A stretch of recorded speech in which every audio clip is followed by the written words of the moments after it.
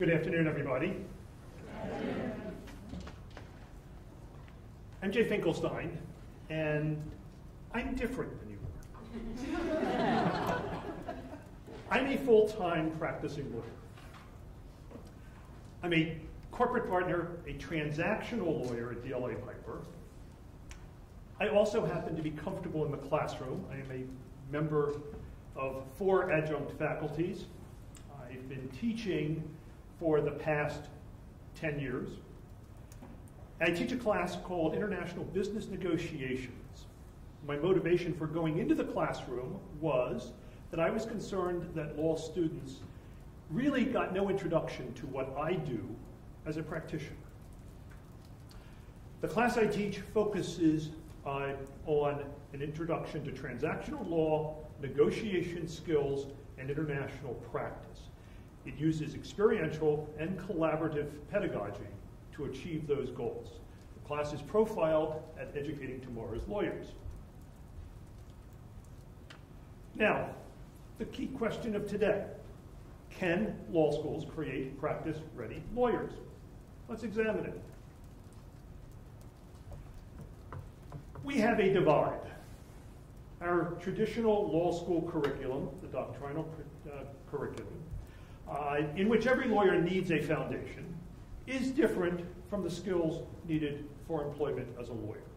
What I want to focus on is the bridge and how we bring practical skills into the classroom to be taught along with doctrinal subjects. First, I want to address the terminology. Unfortunately, the term practice-ready has been used, overused, and it's wrong. Nobody in practice expects a graduate lawyer to be practice-ready, just like I wouldn't expect a graduate medical student to take out my appendix. I like the terminology practice-aware, knowledgeable about enough practice skills to be able to transition smoothly from the academy into practice, and then to continue learning practice as they do it. So I want to focus on the concept of practice-aware lawyers. Now, we do have a dilemma. Students need more practical skills training, but most, not all, most faculty lack practical experience to teach practical skills. One solution, is to add more practitioners to the classroom. Have practitioners collaborating with doctrinal faculty to inject the practical skills component that enlivens the doctrinal classes. And as a result of this, create more opportunities for experiential and collaborative learning. Now, why? We've talked about this all day. How do we learn what we do as practicing lawyers? Well, basically, we learn by doing. We learn with practitioners who are experienced. We learn collaboratively with others who are also trying to learn. And we do it in a virtual world. Well, that's experiential learning. It's more engaging. It deepens thinking. It improves retention. And it facilitates application to new contexts. We've talked about this during the entire course of the day about how we can better teach law students and how they can retain the information better. Simulations and collaborative teaching foster active learning. Now, creating realities. Simulations, they actually move beyond the clinical environment. Clinics, which are essential and great for educational purposes, are limited by the clients and matters that come through the door. In a simulation, we can embed the issues that we want students to grapple with, to address. We can layer in nuances, we can layer in sophistication beyond what a clinic would often address. So simulations work extraordinarily well with clinics. The clinic provides real clients. Simulations provide more sophisticated challenges that we can work with in the classroom. And collaboration. No lawyer practices alone. Practicing in teams, working with opposing counsel, using collaboration in the classroom replicates reality. Now, I have two models for collaborative teaching. Vertical. That's my word for faculty and practitioners working together. Problem solving to enliven doctrine. And then horizontal, which I use for the concept of paired classes between law schools, which we'll talk about in a moment, and using technology to enhance the learning experience, or also paired classes at a single law school and also students working in teams. So that's horizontal collaborative teaching. Now let me tell you a little bit about the International Business Negotiation class because it represents both types of collaborative teaching. First, as I said, it's an extended simulation module. It's a semester-long simulation of a business transaction that brings the transaction into the classroom so that students can study it in detail as it evolves over the course of 12 to 14 weeks of actual negotiations. It represents vertical collaboration. The concept was originally conceived by Professor Daniel Bradlow here at American University. I joined with Professor Bradlow to add the practice aspects of the module that we now teach. Together, we co-authored a textbook. The textbook was published last July. It enables anybody to pick up this model and adapt it to their own purposes. It is not a casebook. It is a textbook for experiential learning. And the class is now taught by either full faculty or adjuncts at 15 law schools around the world. The horizontal collaboration is demonstrated by the fact that the class is generally taught between two law schools, where the parallel classes each take one side of the transaction and negotiate for that client for the entire semester. The deal evolves as the students negotiate. The students also work in teams, so they have to work collectively on their own side and collectively between the two classes to reach agreement. This is reality. They're negotiating with students that they don't know. They don't go to lunch with the same students that they negotiate with. And they have to convince their fellow students of the strategy that is to move the negotiation forward. Now, faculty-practitioner collaboration, as I said, it brings the faculty and the academy closer. It enlivens and inspires students. Most importantly, it demonstrates how doctrine is used to achieve legal objectives. And, going back to my diagram, it represents the bridge. It helps close the training gap. Now, what are we trying to teach? A colleague of mine, a litigator, recently published an article called 10 Competencies for New Lawyers. And his list, which I have up here, included judgment, teamwork, using common sense, business savvy. Those are important skills, but I can't go into a classroom and teach somebody common sense or judgment.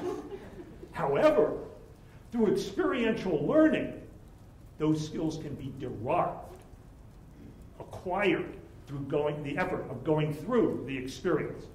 Now, I actually have a different list. From a transactional lawyer perspective, I like this list. Teaching multidisciplinary aspects of law and how law integrates with business. How it is so important to understand a business if you're going to address the legal issues of that business. How accounting, the language of business, must be comprehended by a lawyer doing business transactions. That actually comes as a rather rude awakening to many law students. How to think like a deal lawyer, which is different from the rubric how to think like a lawyer. And of course, a host of other practical skills, which I won't dwell on at the moment. Now, there are challenges to vertical collaboration, academy and practitioner. First of all, you have to get the right practitioners. Not every good practicing lawyer is a good teacher. Not everybody can step into the classroom and deconstruct what they do on an everyday basis for clients and explain it to law students. They must have both the time and the ability to be a good teacher. They do need to be integrated into the curriculum.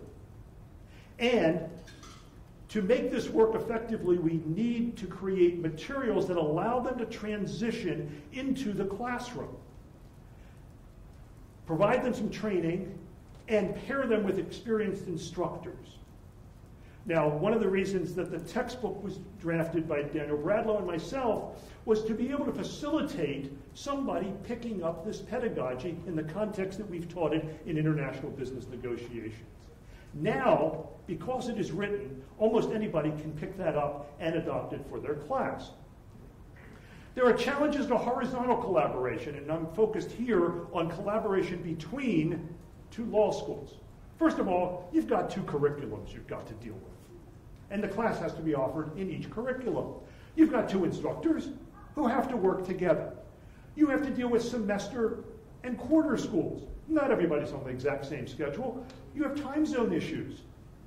And of course, dealing with technology. But I will tell you, every one of these issues has been dealt with. And they can be dealt with successfully. They are not obstacles. Collaboration works. On the screen is a list of 14 schools in different pairings, each of which is now paired teaching the international business negotiations class. There are international schools as well as domestic schools, schools that are on the quarter system, schools that are on the semester system, and schools in rather different time zones. So it does work. Let's take a look at how it actually appears. This is the University of Dundee in Scotland on the left negotiating, live negotiation with American university students on the right, using conventional video conferencing. Now, you can't quite see it. The lead negotiators are at the head of the table on the right. One thing you should know is that all of those students around the table, even if they're not the lead negotiating team, are interconnected with a live G-chat in which I am participating, and there is a very active dialogue going on about that negotiation, even if they're not the lead negotiators. They are engaged, entirely immersed, and they are owning the problem. This is a class between Stanford and Berkeley, same geography. They are meeting face-to-face in a conference room in San Francisco. Stanford's on the left, Berkeley's on the right. Again, each class is interconnected with GChat, and the lead negotiators are at the center table conducting the negotiation. Finally, we've got Stanford and Northwestern. Here they are utilizing the Cisco telepresence system, which I've got to say, as virtual reality, is a magnificent system for teaching if you have it available. And that is the next best thing to being there. Now, I have to acknowledge, practitioners pose a threat. Classes have to be restructured to accommodate practical skills and practitioner involvement.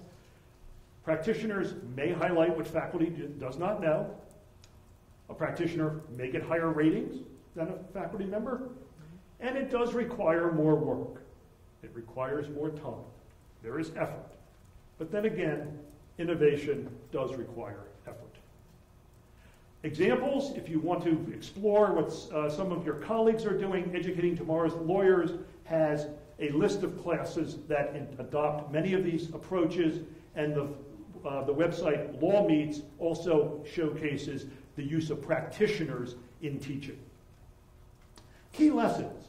There's lead time to make this happen, particularly with regard to horizontal collaboration. You need the right contacts. If you're dealing with multiple universities, you've got to have a point of entry of somebody who's willing to work to get it on the curriculum and to work with you to identify the right faculty to teach it. You need the right instructors, a viable subject. Persistence pays off. It takes time. It does take effort. Being persistent helps. Building on successes by showing that it works, that creates the ratification. We can create the practice-aware graduate. That is a quote from a student. The best law class I've taken, it gives students real skills that are used in practicing law. All of us live for that type of reaction from our students. We can bridge the training gap. We can teach practical skills. We can use experiential and collaborative teaching, involve practitioners, integrate faculty and practitioners, facilitate practitioners getting into the classroom, and build collaborative relationships. And as a result, we will facilitate graduate lawyers entering my world. Thank you.